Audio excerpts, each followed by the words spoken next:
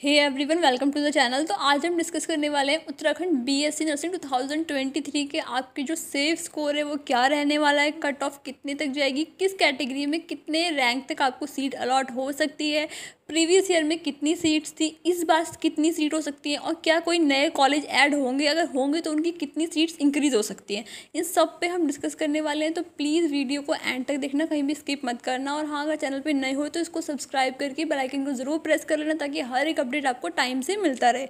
तो आइए दोस्तों, स्टार्ट करते हैं वीडियो। तो देखो, ये जो लास्ट ईयर की आपकी सीट मैट्रिक्स है 2022 की, मैंने ये वो आपके यहाँ पे स्क्रीन पे शो कर रखी है आपको।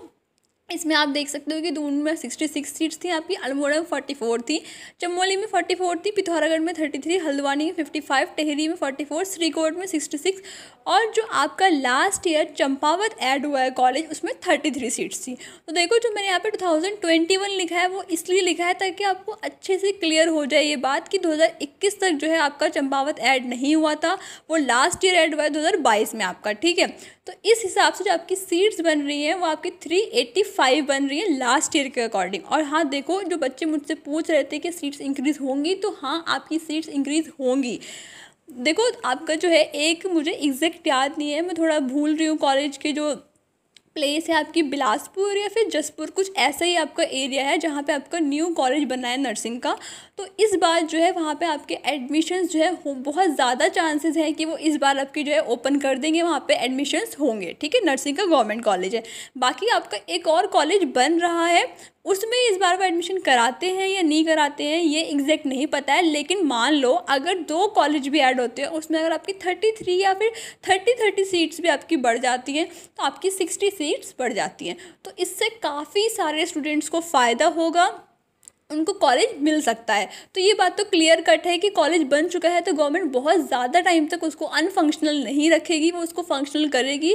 तो आपका जो है एडमिशन इस बार स्टार्ट होंगे, क्योंकि लास्ट ईयर चंपावती बहुत जल्दी जल्दी बना था और वहाँ पे उसको ओपन भी करा गया था एडमिशन्स के लिए। ठीक है, तो ये क्वेश्चन सॉल्व हो गया कि सीट्स जो है आपकी बहुत ज़्यादा चांस है कि इंक्रीज़ होंगी। अब बात करते हैं आपके अदर क्वेश्चंस की। तो देखो, अब जो हम बात करने वाले हैं वो बात करने वाले हैं कि आपकी कैटेगरी वाइज कितनी कितनी सीट्स हैं और फिर किस हिसाब से आपकी कट ऑफ रह सकती है। ठीक है, तो अब सबसे पहले बात करते हैं टोटल सीट्स की। आपकी तो 385 सीट्स हैं, आपकी चंपावत की 33 सीट्स ऐड हो रखी हैं। ठीक है, ओपन कोटा है, इसमें आपका कोई भी रिजर्वेशन नहीं होता है, कोई भी कैंडिडेट आके इसमें जो है आपका फाइट कर सकता है। ठीक है, और हाँ एक चीज़ और, जो बहुत सारे बॉयज़ मुझसे पूछ रहे थे उनका रिजर्वेशन कितना रहता है, तो देखो मुझे एग्जैक्ट नहीं याद है, लेकिन आपका 70-30 का रेशो या फिर 80-20 का रेशो रहता है। मतलब 70 या फिर 80% जो रिजर्वेशन है उत्तराखंड में वो वुमेंस के लिए है, वो भले आपका एंट्रेंस एग्जाम हो या फिर आपका कोई जॉब का एग्जाम हो। ठीक है, उत्तराखंड की अगर वुमेंस हैं तो उत्तराखंड कोटा देता है वुमेंस को 70 या 80% देता है, मुझे एग्जैक्ट नहीं पता। बाकी जो 20 या फिर 30% का जो कोटा रहता है वो बॉयज़ के लिए रिजर्व रहता है। ठीक है, ये आपका डाउट यहाँ पे क्लियर हो जाता है।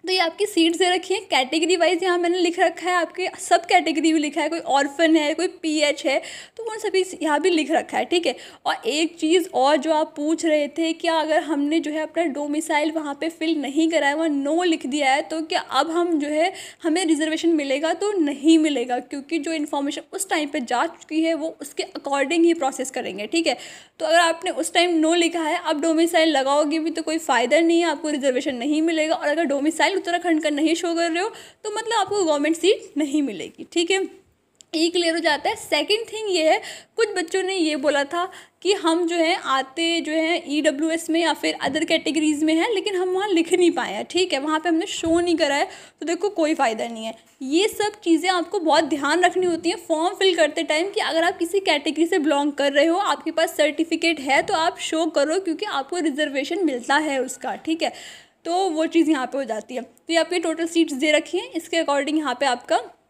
जो है कट ऑफ रह सकती है। ठीक है, अब बात करते हैं कितनी कितनी जाएगी। तो ये ओपन कोटा है, इसमें कोई भी रिजर्वेशन नहीं है आपका, इसमें बॉयज़ भी आपके जो है फाइट करेंगे, गर्ल्स भी करेंगे। ठीक, गर्ल्स बॉयज़ दोनों के लिए है आपका।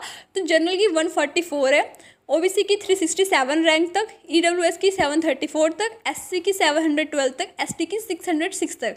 और एक चीज़ और हो सकता है ऐसा कि बहुत सारे कैंडिडेट इसमें ऐसे भी होंगे जिनका नीट में सिलेक्शन हो गया हो, आपका एम्स में हो गया हो, जिपमर में आपका सिलेक्शन हो जाए, या फिर कहीं और हो सकता है।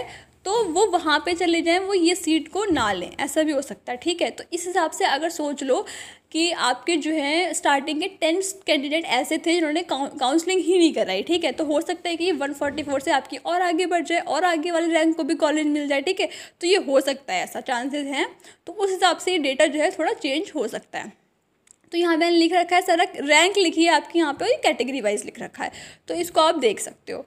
ठीक है, अब बात करते हैं आपकी वुमेंस कोटा की। तो देखो, अगर वुमेंस कोटा पे आपने वहाँ पे यस लिखा था तभी आपको वुमेंस कोटा मिलेगा, वरना जो फीमेल्स उत्तराखंड की हैं, डोमिसाइल भी उनके पास है लेकिन उन्होंने वुमेंस कोटा पे यस नहीं करा था, तो उनको अब नहीं मिलेगा। और ये बहुत अच्छा रिजर्वेशन होता है, इससे आपके चांसेस होते हैं कि सीट आपको और ज़्यादा मिल सकती है। ठीक है, तो वुमेन कोटा में आप देखोगे तो आपकी जनरल की 252 है, ओबीसी की 465 है, ईडब्ल्यूएस की 874 रैंक तक, एससी की 125 तक, एसटी की 606 तक। ये आपका यहाँ पे रैंक है। इसमें भी वही केस चलेगा आपका कि अगर बच्चों ने काउंसलिंग कम नहीं कराई है, फिर इन केस किसी ने नहीं कराई है, तो आपकी ये रैंक थोड़ी आगे भी बढ़ सकती है। ठीक है, तो ये आपका यहाँ पे हो गया वुमेन्स कोटा का। और देखो, वही चीज़ है कि अगर आपने लिख रखा है कि आप एससी से बिलोंग करते हो, एसटी से करते हो, ईडब्ल्यूएस से करते हो, ऑर्फन से करते हो, किसी भी आपने अगर कुछ वहाँ पे स्पेशल मेंशन करा है, तो उसके सर्टिफिकेट प्लीज़ रेडी रखना। अगर सर्टिफिकेट प्रोवाइड नहीं करोगे तो कोई भी आपकी जो रिजर्वेशन है आपको नहीं मिलेगा, क्योंकि हर चीज़ का रिटन प्रूफ मांगा जाता है। आपके सर्टिफिकेट जो है वो मस्ट है, होने चाहिए। अब बात करते हैं डीपीडब्ल्यू की। तो यहाँ पे जो है जनरल की अनरिजर्व की 277 रैंक तक आपका मिल सकता है, कॉलेज अलॉट हो सकता है। तो ये आपका फर्स्ट राउंड का डेटा है। अब सेकेंड राउंड में कैसा सिनेरियो रहता है वो हम उस टाइम पे डिस्कस करेंगे। बाकी देखो, जब नए कॉलेजेस ऐड होंगे तो मैं एक बार फिर आपको जो है पूरा अच्छे से क्लियरली समझा दूंगी, क्योंकि हो सकता है कि आपके वहाँ पे उसमें ही पता लगेगा कि आपके जो उस कॉलेज में पर्टिकुलर जनरल की कितनी सीट्स हैं, आपकी ओबीसी कितनी है, एससी कितनी है, एसटी की कितनी है। ठीक है, तो वो उस टाइम पे बता दूंगी। बाकी अगर कोई सीट इंक्रीज, ऐसा होगा नहीं ऐसा कि सीट इंक्रीज़ ना हो, क्योंकि कॉलेजेस बढ़ रहे हैं तो ऑब्वियसली वो एडमिशन कराएंगे उसमें, लेकिन इन केस नहीं होता है तो यही डेटा रहने वाला है आपका जो सीट्स का है। बाकी अगर सीट इंक्रीज़ होंगी तो आपको पता लग जाएगा। ठीक है, पूरी वीडियो देखना कंप्लीटली। फिर भी कोई डाउट रह जाता है तो कमेंट सेक्शन में पूछ लेना, टेलीग्राम ग्रुप पर पूछ लेना। और अगर ये वीडियो अच्छी लगी हो तो प्लीज़ इसको लाइक शेयर सब्सक्राइब ज़रूर कर देना।